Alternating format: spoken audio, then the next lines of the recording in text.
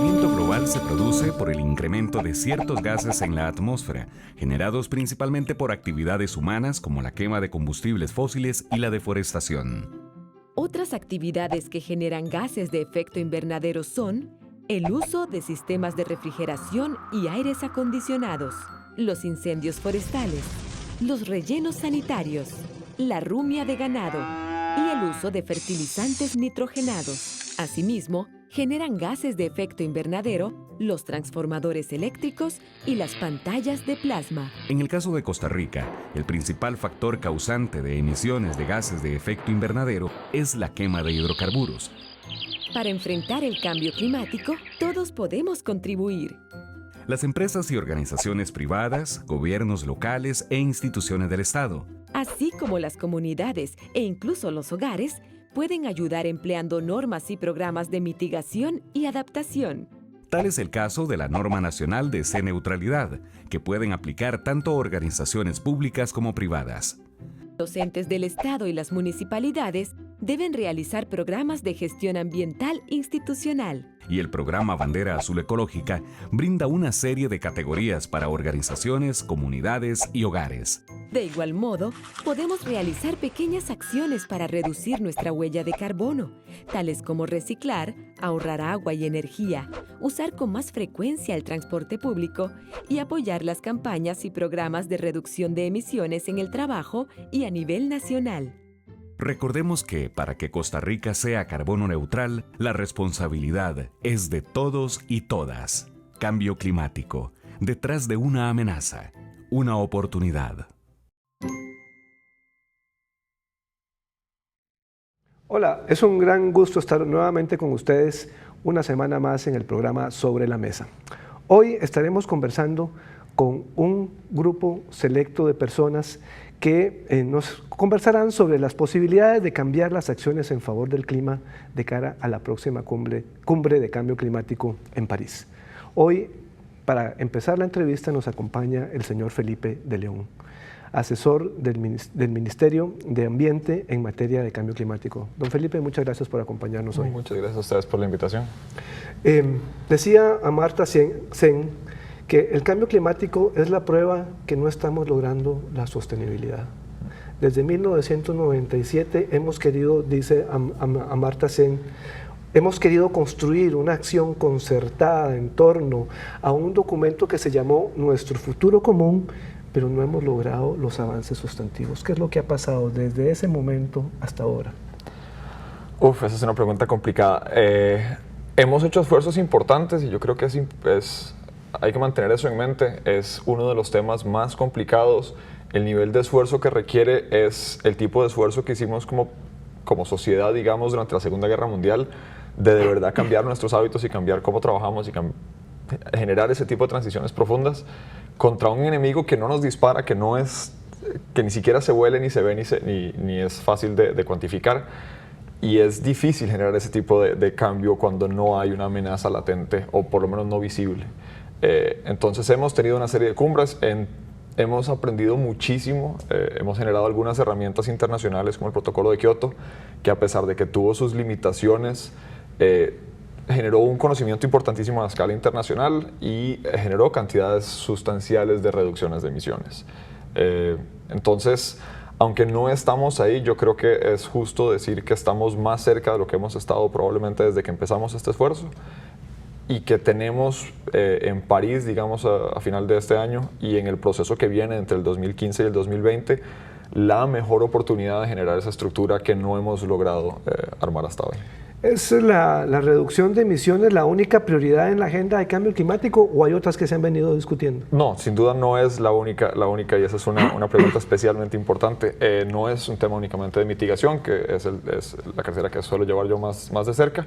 La adaptación al cambio climático, la resiliencia a los cambios que ya son inevitables es por lo menos igual de importante para un país como Costa Rica, en el que francamente si mañana apagamos absolutamente todo, la atmósfera no se entera, porque no representamos un porcentaje relevante de las emisiones globales. Estar preparados para lo que viene y para lo que ya está atacándonos es vital, es tan vital como mitigar esas emisiones. Usted nos decía que hemos logrado avances importantes en materia de conocimiento, es decir, tenemos una mayor certeza probablemente de escenarios a futuro y hemos logrado avances importantes en reducción, pero en materia de adaptación, ¿qué hemos estado haciendo? No lo suficiente, creo que eso es claro. Eso es claro cada vez que se inundan nuestras calles, eso es claro cada vez que colapsan nuestras vías, eso es claro cuando vemos cómo se está comiendo parte de nuestras costas el mar. La adaptación, desafortunadamente, históricamente ha sido el patito feo del cambio climático, es el hermano olvidado, en grandísima medida porque tradicionalmente no había financiamiento o mucho financiamiento internacional para ese tipo de medidas y los países como el nuestro estaban enfocados o han estado históricamente muy enfocados en capturar ese financiamiento internacional para temas de cambio climático y por lo tanto generaban un sesgo hacia la mitigación que se está tratando de corregir. Se está tratando de corregir desde el lado conceptual, porque algunos que fuimos formados, digamos, en esta materia durante ese periodo, tendemos a pensar en automático en mitigación y el cuento de la adaptación nos cuesta un poquito más, requiere todavía un esfuerzo consciente de acordarse de que esa mitad de la moneda es igual de importante que la de mitigación, pero cada vez es menos y cada vez hay más voces como la de don Lenín, con la que hablarán ahora, que nos recuerdan día a día que si no embarcamos los dos lados de este proceso en conjunto, sufren los dos. Las acciones de mitigación reducen a lo que te tenés que adaptar en el futuro, en hipotético, y en muchísimos casos tienen un componente de adaptación intrínseco y las acciones de adaptación tienen un componente de mitigación. Ese árbol que se siembra, que captura dióxido de carbono y que además nos ayuda con temas de manejo de aguas, es un árbol de mitigación, es un árbol de adaptación, es un árbol. Esa unión hasta ahora se está haciendo evidente, digamos, en las políticas por lo menos, y esperamos que pronto empiece a calar tan profundo como ha calado la mitigación en muchísimas personas. Voy a tomar el ejemplo del árbol y en un estudio que se hizo CEPAL sobre el costo, digamos, de no tomar las acciones hoy en materia de cambio climático, es decir, cuánto nos va a costar no cuidar ese árbol, ya sea para adaptación o para mitigación o para los dos, cuál es el costo que podríamos pagar en los próximos años si no tomamos decisiones con mayor firmeza. La verdad, no conozco el estudio CEPAL al que se refiere específicamente, pero podemos verlo en varias dimensiones, porque el árbol en sí es un buen símbolo, pero yo creo que tenemos que reconocer que ya los árboles no son lo que nos va a sacar de esto. En algún momento existía la noción de que si sembrábamos suficientes árboles podíamos seguir generando la cantidad de emisiones que generamos como si nada y seguir con el mismo modelo de desarrollo que teníamos, y eso no es cierto. Los árboles juegan un papel indispensable en el proceso, pero tenemos que cambiar nuestra forma de producir, nuestra forma de generar economía. Esa economía tiene que ser resiliente al cambio climático y esa economía, qué sé yo, hoy por hoy gastamos más del 2% del PIB en temas de salud relacionados con la calidad del aire. Esa calidad del aire muy ligada obviamente a las emisiones del sector transporte en particular en nuestro caso, porque tenemos una matriz eléctrica extremadamente limpia. Ese 2% representa no solamente un porcentaje pues nada despreciable de nuestra economía, sino representa vida, representa personas que están sufriendo porque su calidad de aire no es la que esperan del país más verde del mundo, de un país que se reconoce como de los más verdes del mundo. No es solamente un tema de dólares o de unidades de producción, es un tema de la calidad de vida y del modelo de desarrollo que queremos tener para Costa Rica. O estamos realmente comprometidos con ese modelo de desarrollo que nos lleva a un país y que implica transporte público, que implica definitivamente seguir protegiendo los bosques, pero trascender eso y empezar a hacer los cambios que requieren para que nuestra economía realmente sea una economía baja en carbono, o no, y tiene una implicación social y ambiental y de justicia y de equidad que trasciende los números financieros, digamos, o económicos. Las últimas cumbres han estado, digamos, caracterizadas por el desencuentro. Se espera que en París haya acuerdos y que los países, muchos de los países ya llevan acuerdos sustantivos y propuestas de cumplimiento. ¿Cuáles son los compromisos que el país lleva a esta cumbre? Costa Rica lleva probablemente una de las contribuciones nacionales más ambiciosas, definitivamente de las más ambiciosas de América Latina.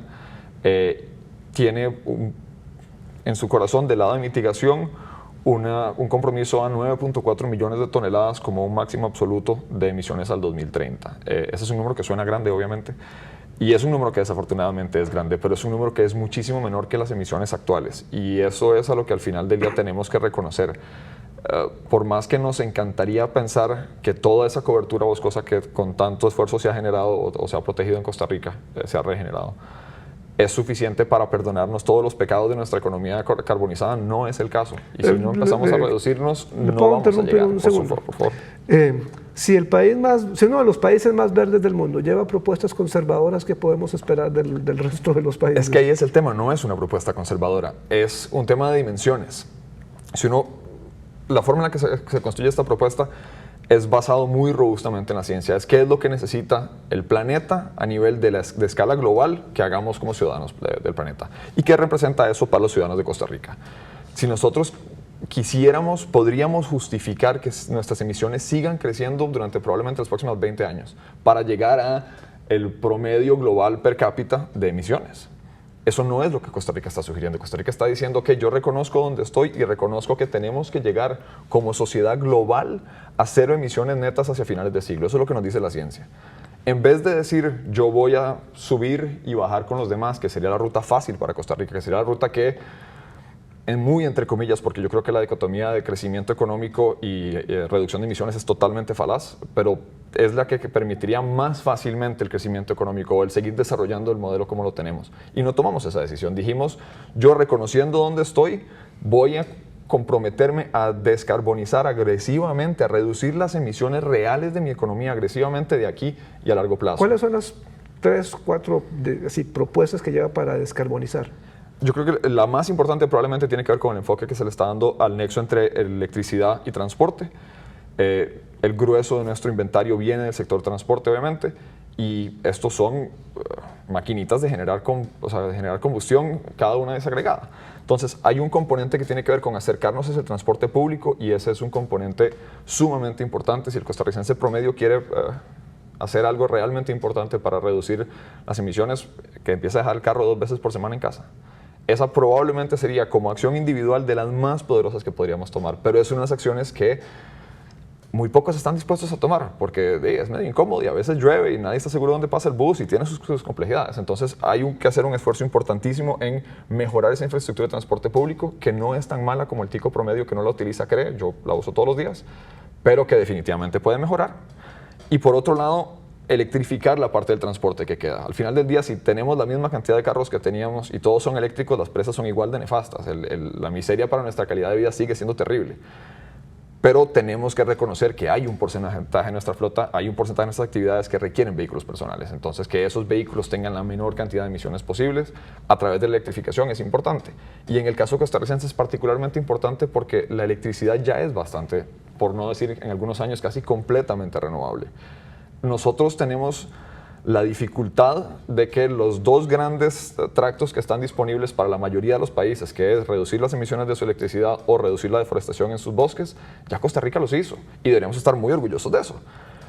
Pero nos pone en la a veces difícil posición de que lo que nos queda por hacer es lo que es tradicionalmente más difícil en todos los países. Entonces nos toca ser pioneros en ese tema, nos toca encontrar cómo electrificar el transporte, en mi opinión es una de las grandes, y no porque no deberíamos estar todavía viendo muy de cerca el tema del hidrógeno o muy de cerca el tema de biocombustibles y muy de cerca, no vamos a encontrar probablemente una sola solución que resuelva todos los casos, pero la electrificación del transporte es probablemente la que está más cerca para nosotros. Don Felipe, tenemos que ir a la primera pausa de este programa y vamos a retornar con todos y todas ustedes y con el resto de nuestros invitados y nuestras invitadas para seguir conversando sobre este tema. Ya regresamos.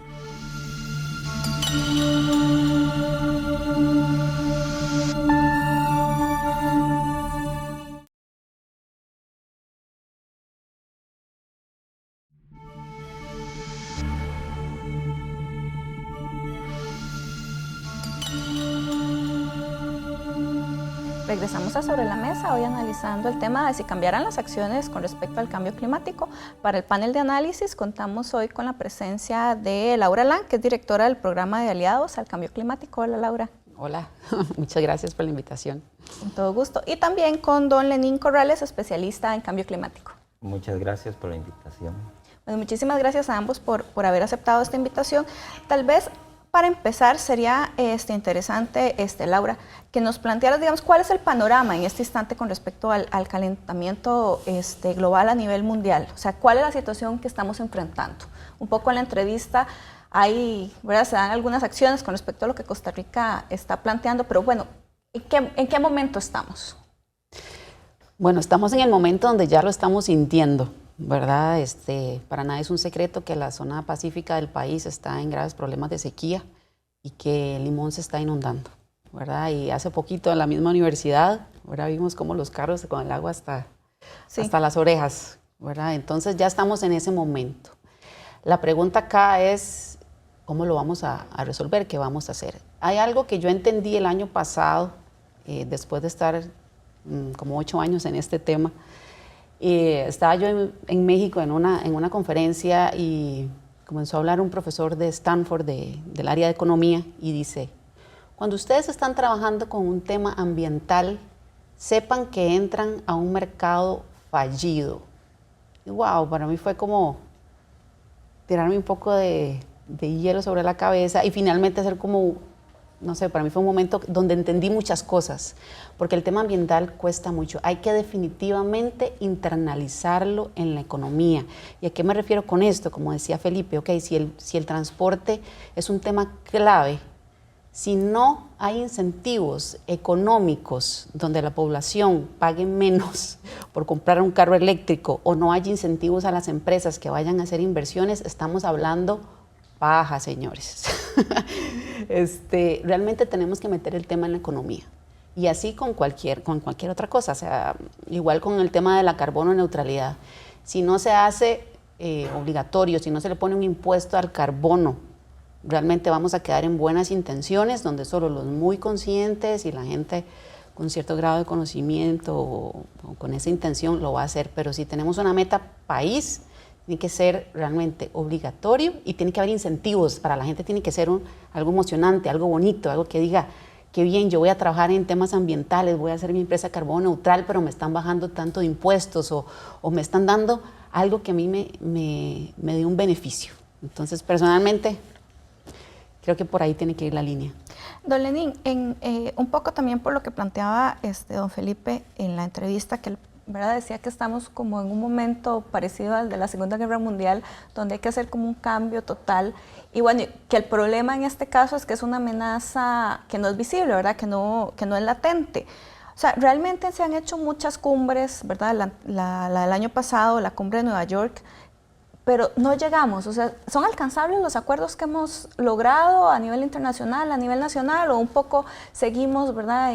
Bueno, lo que planteaba Laura, de que estamos todavía muy empezando, ¿verdad?, las acciones. O sea, para ser exactos, se llevan 20 cumbres. ¿Sí? Sin embargo, desde hace 31 años se habla en los foros políticos del tema de calentamiento global y cambio climático.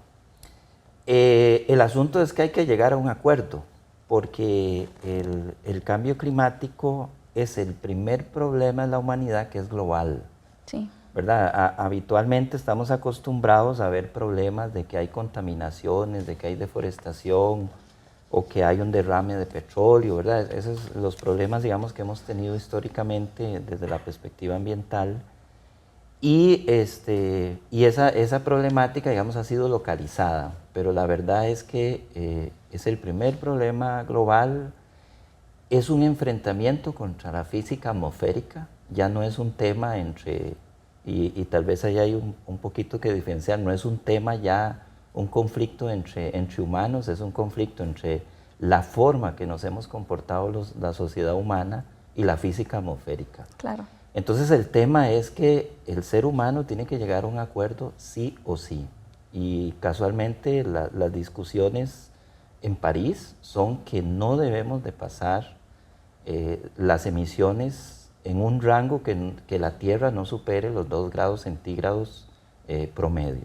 Tal vez ahí, ¿qué pasaría ¿verdad? Para que las personas que nos están viendo entiendan un poco. Si pasamos de ese 2%, ¿qué le puede pasar al planeta? Que ya estamos viendo un poco lo que también Laura decía. Bueno, no es que pasaría, realmente nosotros ya estamos viendo, claro, digamos, algunos cambios producto del calentamiento global, y tal vez ahí hay que hacer una diferenciación entre, digamos, calentamiento global y cambio climático, ¿verdad? En este momento la Tierra ya se ha calentado 0.8 grados en promedio, y Centroamérica, incluido Costa Rica, se ha calentado 1 grado centígrado en los últimos 60 años. Entonces, en realidad, esos 2 grados de que hablamos, ya llevamos 1 grado, ¿verdad? Entonces, sí, no es como que estamos empezando. No es que estamos empezando. Entonces, ya estamos viendo manifestaciones, evidencias, incluso en el caso de Costa Rica, dichosamente, debido a que Costa Rica tiene estaciones biológicas de mucha data, de larga data, digamos, de más de 50 años, digamos, en Costa Rica ya se han observado cambios importantes a nivel de cambio en la altura de las nubes, de cambio en la biodiversidad. Estamos viendo cambios en las costas, ¿verdad? Ahí estamos viendo que Punta Arenas es cada vez las mareas combinadas altas por el calentamiento del Pacífico con otras variables, digamos, astronómicas, entonces cada vez se está inundando más. Sin embargo, desde el 2000, por ejemplo, se ha advertido eso, ¿verdad? Y casualmente, recientemente también se dice que hace 37 años un estudio ya predijo lo que hoy le está pasando a la ciudad de San José, ¿verdad? Entonces, hay que plantearse que realmente las cosas ya están pasando, no es que qué pasará, ¿verdad? Ahora, ¿qué pasará si los escenarios climáticos muestran evidencias, digamos, de una intensificación en los huracanes, como el caso recientemente del huracán Patricia, de México, de enfriamiento que se está viendo en algunas aguas, que eso es importante también decirlo. A veces la gente cree que todo se calienta, en algunas partes de la Tierra el agua se enfría y eso es también problemático, ¿verdad? Eso cambia la circulación, por ejemplo, de las corrientes marinas, que al final todo eso afecta, digamos, el proceso del clima en la Tierra. Tal vez, doña Laura, siguiendo con lo que planteaba don Lenín y un poco con lo que usted decía, ¿qué instrumentos, digamos, normativos y económicos tenemos como país para realmente atacar, digamos, el cambio climático? Yo creo que los instrumentos aún no están, o sea, instrumentos reales que estén funcionando, que uno diga, ve la cosa caminando. Y yo, pensando desde un punto de vista de la comunicación, yo creo que ahí ha habido como un desfase, porque entendiendo un poquito como el comportamiento humano y cómo los seres humanos nos entendemos, todo aquello que esté como fuera de mi control, como que uno bloquea. Entonces, a mí como ciudadano me hablan cambio climático y es como allá. El carbono, ¿qué? ¿En qué me suma a mí eso? O sea, creo que la comunicación debería dársele un poquito de vuelta y hablar de cosas que para nosotros sean más tangibles, como por ejemplo la importancia de proteger el agua, restaurar corredores biológicos, exacto, pensar en cosas emocionantes como qué bonito, vamos a tener este proyecto y vamos a, exacto, tener un metro, algo eléctrico, en fin, tenemos que olvidarnos de, siento yo, para llegar a la población y que nos sintamos como involucrados y sensibilizados, dejar de hablar de temas que no controlamos el carbono, no controlamos el clima, pero podemos cuidar el país, podemos cuidar a nuestro barrio, podemos establecer, o no establecer, sino hacer valer leyes que ya están y que no se aplican. O sea, a mí me da sinceramente una pena ajena que la ley GIR todavía anda como en ley ahí. O sea, si somos uno de los países más verdes, o sea, ¿por qué no realmente tener una visión país y que Costa Rica realmente sea un ejemplo a nivel mundial, pero un ejemplo de verdad, como por ejemplo Perú? ¿Qué es lo bonito de Perú? Perú se posicionó como el país de la gastronomía y todo el mundo asocia Perú, buena comida. Las Vegas, ¿qué es Las Vegas? El país del entretenimiento, la zona del entretenimiento, vas a ver los mejores shows, los mejores, ¿verdad? Música y bailes, etcétera. Entonces Costa Rica, nos quedamos como con una idea verde ahí, como que qué bonito, pero ¿por qué no agarrar una imagen de decir, hey, vamos a ser los mejores del mundo en el tema ambiental? Entonces pongámonos con la ley GIR de verdad, pongámonos con el tema de transporte, pongámonos con el tema de incentivos, pongámonos a tener un país en positivo. Tenemos un país en negativo. para todo, no, trabas. Entonces, ¿qué? O sea, ¿cómo vamos a solucionar algo del clima si ni siquiera nos organizamos como sociedad y hacemos cumplir una ley de no tirar la basura y de separarla? Sí, algo tan simple. Don Lenín quería también referirse. Sí, hay un punto tal vez que hay que aclarar. El tema de cambio climático no es un tema ambiental, o sea, es un problema del modelo de desarrollo. Entonces, al ser un problema de modelo de desarrollo, lo que tenemos que preguntarnos es la forma en que se está desarrollando el país, si es la adecuada o no. Y eso pasa no solo a nivel individual por los patrones de consumo que tenemos, sino también pasa por las políticas económicas del país. El 66% de los granos básicos que importamos en este país vienen de países más vulnerables que nosotros a los eventos hidrometeorológicos. Entonces la pregunta, por ejemplo, en granos básicos, cuando nosotros vemos un gallo pinto, sí, resulta que ese gallo pinto, desde los ajos, los frijoles, el arroz y el maíz para hacer la tortilla, la mayoría viene de países más vulnerables que nosotros a eventos hidrometeorológicos, ni siquiera estamos hablando de cambio climático. Entonces ahí el país tiene que hacerse preguntas. Qué vergüenza. Tiene que preguntarse si vamos a seguir con ese modelo de desarrollo. Entonces hay una parte que le toca, digamos, a la política de Estado decidir, claro, sobre esos modelos, ¿verdad? Y otra parte que nos toca, digamos, a nivel individual, que es ya, aspiramos cada 3 meses a cambiar, por ejemplo, un aparato electrónico, pero ese aparato electrónico viaja 4.000, 5.000 kilómetros, ¿verdad? Entonces esas son, me parece a mí, que preguntas centrales que hay que hacerse. Sí, bueno, tenemos que hacer una pausa, pero creo que podríamos regresar específicamente con cuáles serían, digamos, esas políticas, ¿verdad?, que tendríamos que empezar a cambiar y una nueva lógica de modelo de desarrollo. Estamos en Sobre la Mesa analizando el cambio climático, ya regresamos.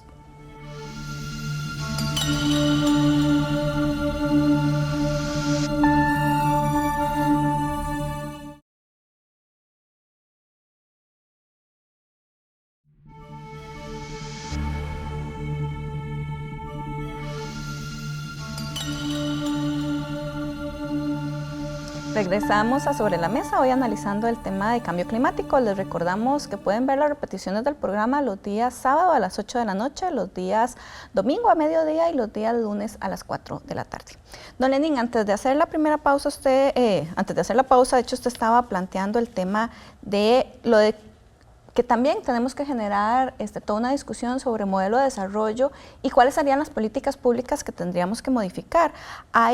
Bueno, usted que ha hecho varios estudios para el Estado de la Nación, o sea, ¿cuáles serían, digamos, los principales elementos o los principales cambios en materia de política pública que tendríamos que estar ya discutiendo o, bueno, en realidad implementando para poder no solo mitigar, sino también poder cambiar, ¿verdad?, echar un poquito para atrás las cosas que están sucediendo?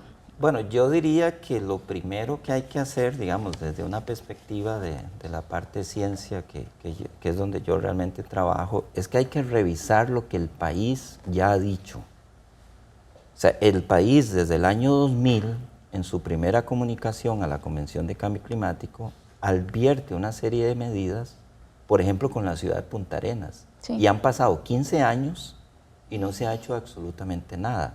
Se mencionaba la ley de recurso hídrico, ¿verdad?, que tiene elementos. Entonces yo creo que hay un elemento ahí central. Recientemente también decía el tema de que hace 37 años hay un estudio que advierte sobre la problemática de la ciudad de San José. Yo creo que uno de los primeros pasos que hay que dar, revisemos lo que el país ya tiene y ha dicho, porque sigue en muchísimos casos vigente, ¿verdad? La otra cosa que hay que reflexionar es las pérdidas económicas que está teniendo el país. Entre 2005 y 2011, el país gastó 1.2 billones de dólares atendiendo emergencias. Hace unas semanas, el Estado acaba de girar 75.000 millones de colones para reparar el tema de las inundaciones, sí, en Limón y el año pasado 15.000 millones en el tema de la sequía en Guanacaste, ¿verdad? Entonces, el país tiene que revisar. Y ahora además primero, San José también se inunda. Y además San José, entonces el país primero tiene que revisar realmente, tiene todo un menú de cosas Claro. que realmente el país no ha hecho. Entonces, yo diría que antes de ponernos a ver qué es lo que hay que hacer, veamos qué es lo que dicen los estudios del Instituto Meteorológico, veamos las advertencias que hay en las comunicaciones nacionales hacia la convención, y hay una serie de medidas que ya están propuestas y que se viene diciendo desde hace rato que el país tiene que hacer, ¿verdad? Claro. Yo, digamos, sin entrar hay que hacer muchas cosas, pero cuando uno revisa realmente lo que el país ya tiene, realmente hay que empezar por ahí. No hay ni que ser muy innovador, ya está un poco dicho. Laura. Sí, ahora que mencionaba don Lenín que nuestro gallo pinto es extranjero, bueno, que viene de todo lado, a mí me parece que deberíamos darle absoluta prioridad, así intensidad 10.000 a la seguridad alimentaria, porque el clima, o sea, así como decía don Lenín, igual, ¿verdad? O sea, ya llevamos un gradito, solo hay que tener un poquito de imaginación para saber de que las cosas van a ir de mal en peor, y entonces, en el momento en que los países de los cuales estamos importando el arroz y los frijoles tengan algún problema, ¿ustedes creen que nos van a mandar un saquito de algo? ¿No? Entonces deberíamos pensar, prioridad 1, el alimento, y prioridad 2, el tema de la basura, porque estas inundaciones, al menos en la ciudad, es por un mal manejo de residuos. Entonces sigo insistiendo en la ley GIR, que es la gestión integral de residuos, realmente que nos pongamos las barbas en remojo y hagamos que esto suceda. Aquí le hago un llamado a todos los diputados y a toda la gente de la Asamblea que por favor aligeren esto. O sea, creo que es un tema ya de emergencia y que es una vergüenza que como ticos seamos siempre mediocres y estemos pateando siempre la bola para adelante. Claro. Laura, y en esa línea, además de lo que ya acaba de plantear, ¿qué otras cosas estamos fallando como país para poder, digamos, en relación con el tema de la mitigación y la adaptación para bajar, digamos, los efectos del cambio climático? A ver, tal vez no como que estemos fallando, sino como que cosas podrían ser como útiles y que sin que sean muy caras. Siento yo que darle un vuelco a la educación sería un gran batazo, como decimos, ¿verdad? Sería un gran punto, porque entiendo que todavía cuesta meter, o que no se ha metido bien el tema ambiental en la educación formal, o que apenas está como iniciando. Creo que meterle fuerte ahí. Después incentivar el emprendedurismo. O sea, acabo de dar una charla esta semana a los chicos de la UCR, la jornada ambiental, y ve uno así los ojos brillantes de los chicos, o sea, con ganas de hacer algo, pero a la hora que esos muchachos quieran emprender, ¿qué plataforma tenemos como país para incentivarlos? ¿Verdad? Para que realmente toda la inventiva, toda la creatividad de tanta gente, ¿verdad? Para hacer medidas adaptables. O sea, usar la creatividad que ya tenemos, usarla, pero si ya existe, ¿cómo la empoderamos? ¿Cómo hacemos que esos chicos con toda la energía realmente usen su creatividad para encontrar soluciones locales a estos problemas? Porque realmente tenemos que irnos a soluciones locales. Sí. ¿Verdad? Tal vez, don Lenín, don Felipe planteaba como una de las grandes propuestas o una propuesta muy importante que lleva Costa Rica ahora a la cumbre de París, el tema de descarbonizar, particularmente lo que refiere al transporte público, ¿verdad? Y que ese es como un gran tema, además es un gran sector. La propuesta de Costa Rica realmente da cuenta de lo que se ha planteado, un poco lo que usted nos ha dicho, de todo lo que se ha logrado diagnosticar hasta el momento. ¿Es tímida? No, yo creo que la propuesta, como decía Felipe, está basada en ciencia. ¿Qué es esto de basado en ciencia? Es que para que la Tierra no se caliente 2 grados, en el 2050 la humanidad debería estar emitiendo más o menos 25 gigatoneladas de carbono, toda la humanidad. Eso significa, en 2012 la humanidad producía emisiones más o menos de 7 toneladas de carbono per cápita, tomando en cuenta la población, pero hay que bajarlo a 2. O sea, la población del 2050 debería estar solo emitiendo 2 toneladas. Entonces, los cálculos que hace Costa Rica están basados en la población que tendría Costa Rica en el 2050. y en el 2030. Entonces, esa propuesta de Costa Rica, digamos, es totalmente compatible con el calentamiento de los 2 grados. Entonces, Costa Rica ahí le está diciendo al mundo, vean, yo voy a emitir en el 2030 lo que equivale de mi población a lo que necesita el mundo. Entonces, yo creo que en ese sentido, digamos, es ambiciosa.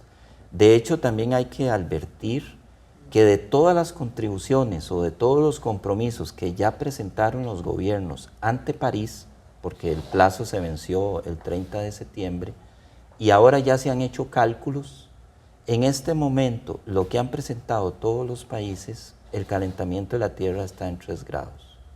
O sea, que aún en París... Ni siquiera vamos a llegar ni a los 2. Exactamente, con lo que está presentado sobre la mesa en este momento, la Tierra se está calentando 3 grados. Y eso lo está advirtiendo en un informe que acaba de salir de la misma convención, advirtiendo de que los países van a tener que regresar de París a justamente revisar sus números. Entonces, ¿qué habría que exigirle a los grandes emisores, digamos? Bueno, es que es justamente las metodologías que se permitieron, y ahí es donde yo creo que Costa Rica ha sido más ambicioso, porque Costa Rica de una vez se fue a calcular en base a los 2 grados. Claro. Mientras que las metodologías que se permiten en otros países se fueron a ver la economía y cuánto se va a ver afectada la economía y el Producto Interno Bruto.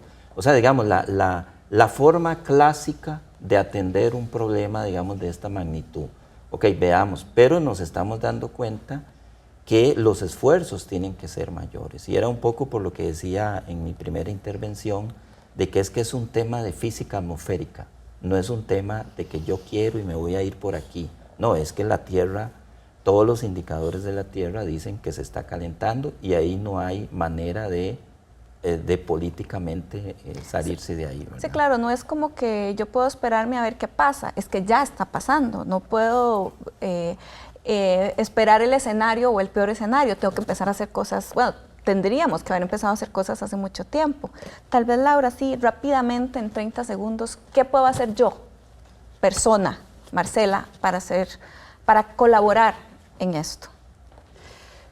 A ver, bueno, ser consciente que tus hábitos de consumo influyen radicalmente, ¿verdad? Como decía don Lenín aquí, que yo puedo cambiar el teléfono cada 3 meses porque la moda, hace poquito vi un dato de que la fabricación de un celular equivale como a, no sé, era, como 780 kilos, una cosa así de carbono por un teléfono. Entonces, ser consciente que mis hábitos de consumo influyen directamente con el clima es su primer paso. Y 2, tomar un poquito de responsabilidad personal, ¿verdad? En el tema de, obviamente, cómo yo me comporto con el tema de lo que genero en casa, el tema de los ahorros, o sea, las cosas típicas, ¿verdad? Nosotros, bueno, como programas, y si puedo contar un poquitito lo que hacemos, hemos convertido el árbol en un regalo, ¿verdad? Para que las personas cuando tengan que, no sé, un cumpleaños o alguien fallece o un nacimiento, puedan regalar un árbol. Esos árboles los estamos colocando en corredores biológicos, estamos reforestando, estamos restaurando. Entonces son pequeñitas acciones, de hecho el lema del programa es pequeñas acciones, grandes contribuciones, claro, ¿verdad? Entonces, así como está este proyecto, hay muchos otros proyectos a nivel país, ¿verdad? Entonces, creo que si cada persona apoya un poquito una causa, ahí va la economía. Hay un concepto que a mí me encanta, que se llama el poder del 1%, que significa invertir el 1% de mi presupuesto a favor de la naturaleza. A favor, sí, claro. Bueno, vamos a hacer una pausa y ya regresamos. Cuando regresemos vamos a incorporar a Daniel y a don Felipe a la discusión. Vamos a la pausa y ya regresamos.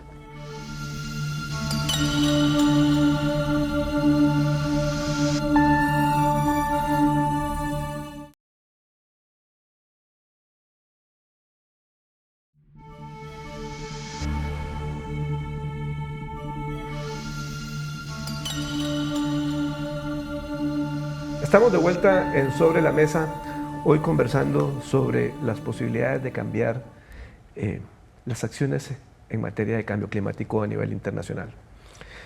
Don Felipe, la Cumbre de París tiene un eslogan que habla de un retorno a la Tierra, ¿sí? dada la degradación, digamos, que se espera para el 2020 de los campos. ¿Es señal este giro que ha habido de dejar de ver al cielo, ¿verdad?, buscando emisiones y empezar a ver a la Tierra, es señal de que habrá poco acuerdo en materia de emisiones? Yo no creo que sea el caso. Cuando uno habla de volver a ver a la Tierra, tiene que recordar primero que pues sobre esa Tierra radicamos nosotros, se crece nuestra comida, crecen nuestros árboles y la Tierra en sí tiene una cantidad sustancial de carbono capturada en sí misma. Yo creo que de París es importante mantener un sentido de perspectiva. Uno de los errores fundamentales de algunas de las cumbres anteriores han sido generar esta noción de que en esta reunión vamos a firmar de un plumazo la solución a este problema, y eso no es cierto y nunca va a ser cierto. De París yo creo que se pueden esperar, si nos va bien, digamos, ambiciosamente, y algo que nos dejaría en una buena posición, 3 cosas. Una de ellas que ya en general se cumplió.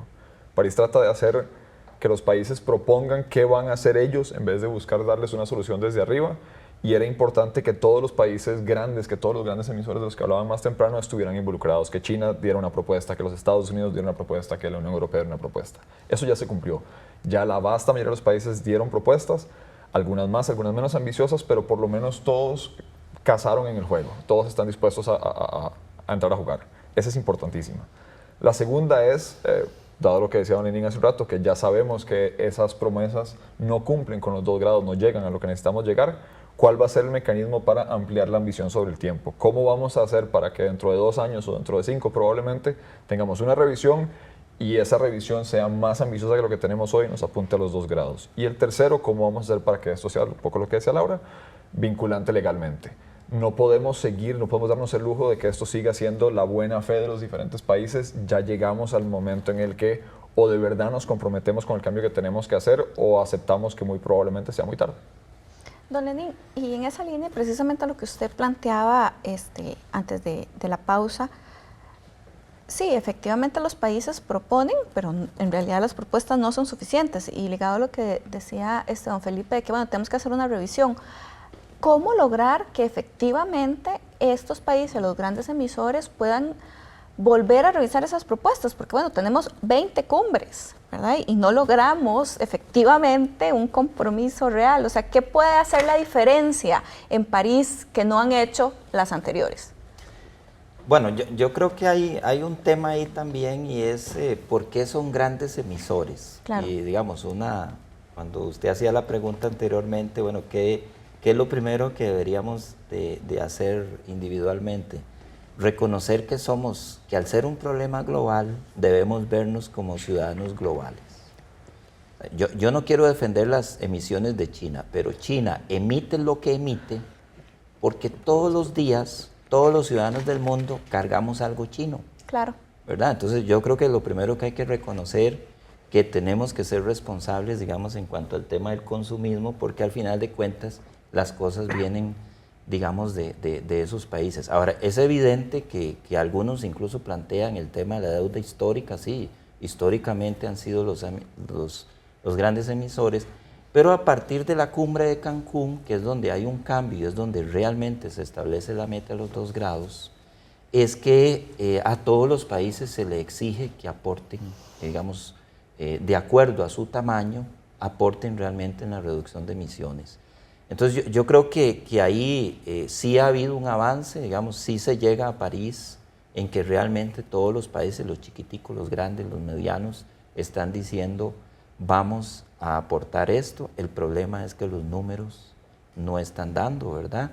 Entonces hay que hacer un gran esfuerzo, digamos, en el tema de que realmente tenemos que revisar, tiene que revisarse las relaciones comerciales mundiales. La responsabilidad también recae mucho, no solo a nivel local, a nivel individual, sino a nivel político. Vea lo que está pasando en este país con el proyecto de ley del ferrocarril, ¿verdad? Entonces, ¿cómo vamos a reducir emisiones ante una posición política de que no pasan la ley del ferrocarril, no pasan la ley de aguas, ¿verdad? Entonces, realmente la sociedad en general, la gente que está en la política, los consumidores, o sea, todos tenemos realmente que aportar, y yo por lo menos no soy un poco de mirar quién es grande y quién es pequeño. Yo creo que Cada uno tenemos una responsabilidad, no importa el tamaño, digamos el tamaño que tengamos, pero el tema del modelo de desarrollo que lleva a la humanidad es el que realmente hay que darle un viraje. Antes de hacer la siguiente pregunta, Laura, la veo con muchas ganas de decir algo. Yo tengo muchas ganas de decir algo. Y es que si se han hecho 20 cumbres, 20 son, sí, y no ha pasado nada real, o sea, vamos de mal en peor. Aquí es que realmente no estamos agarrando el toro por los cuernos. Existe una industria cuyo modelo de negocio tiene que ver con la ruina del clima. ¿Cuál es la industria? La petrolera. Entonces, lo que deberíamos hacer como humanidad es sentarnos así, como estamos todos nosotros, con las 5 petroleras más importantes del país del planeta, y tener una conversación de tú a tú con esa industria, a ver cómo vamos a hacer. El tema, ellos pagan lobbies en Estados Unidos para manipular el Congreso. Cuando hay un derrame no ponen ni un 5, pero cuando hay que manipular la política, ahí sí hay millones de dólares. Entonces, se sabe que por ahí anda la cosa, pero ¿quién le pone el cascabel al gato? Pero si no se hace nada con esa industria, si no se llega a un acuerdo y quizás muy empático, decir, bueno, ¿cómo vamos a solucionar esto si ustedes también están en este planeta? ¿Verdad? Entonces, si no se ve ahí, si no se agarra el toro por los cuernos, pueden haber 50, 100, es más, 20,000 cumbres y vamos a estar con los mismos temas.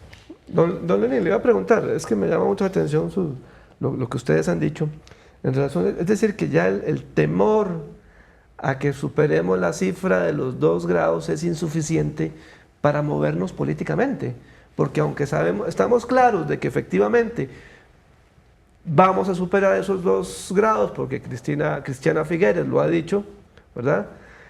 Es decir, no es suficiente ese temor climático para movernos políticamente. Bueno, es que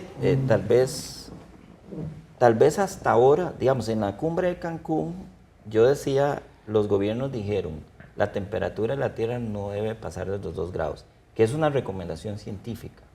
Entonces dijeron, bueno, no vamos a pasar de los 2 grados. Algunos países, incluido Costa Rica, está en el grupo que dice que debería ser 1.5. Sí. Ahora, cuando regresamos a los países y todos los países ponen sobre la mesa las contribuciones para París, se hacen los cálculos y los números no dan. Entonces, ahí es donde va a estar lo interesante. O sea, ya lo que está puesto sobre la mesa dice que no se va a poder cumplir la meta de Cancún. Entonces, ¿qué vamos a hacer? Yo creo que esa es la gran pregunta de París y es lo que yo esperaría ver. Bueno, ¿qué es lo que va a salir de París como acuerdo? Es decir, vamos a ir a revisar los números, ¿verdad? Para que realmente la temperatura no pase de los 2 grados, ¿verdad? Ahora, yo creo que hace falta todavía muchísima conciencia, sensibilización en la parte política. Yo creo personalmente que estamos haciendo muchísimo esfuerzo en sensibilizar a las poblaciones, pero hay muy poca sensibilización política, incluida Costa Rica.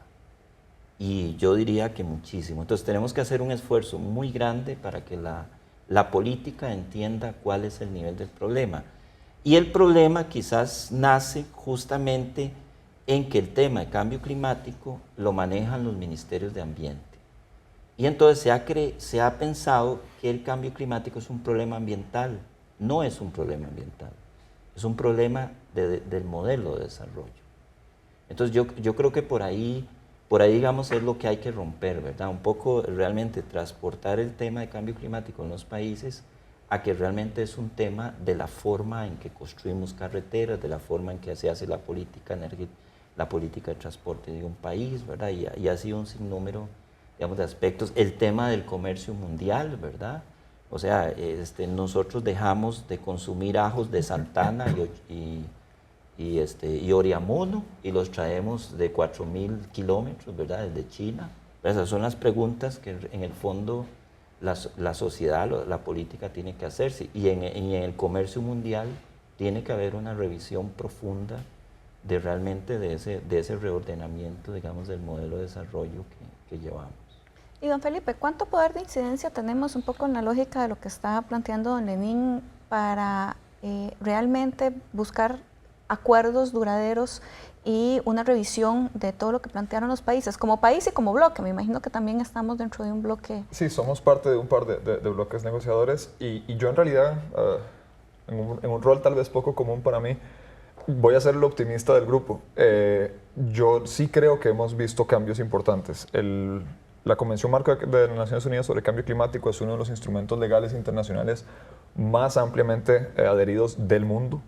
Este es uno de los temas más densamente complicados, tanto del lado técnico como poco atractivos del lado de comunicación. Es mucho más fácil hablar de por qué es importante salvar a los osos, o es mucho más fácil hablar de por qué es importante detener a la violencia o lo que sea, porque son temas que son mucho más visibles. Hablar de una sustancia que no se emite, o sea, que se emite, que no tiene olor, que no se ve, que no tiene tacto, que para la mayoría de nosotros no tiene que es una tonelada de dióxido de carbono, yo no me lo imagino, tengo casi 10 años trabajando en esto, es difícil de comunicar, y en ese contexto igual tenemos a un montón de países que firmaron ese primer protocolo.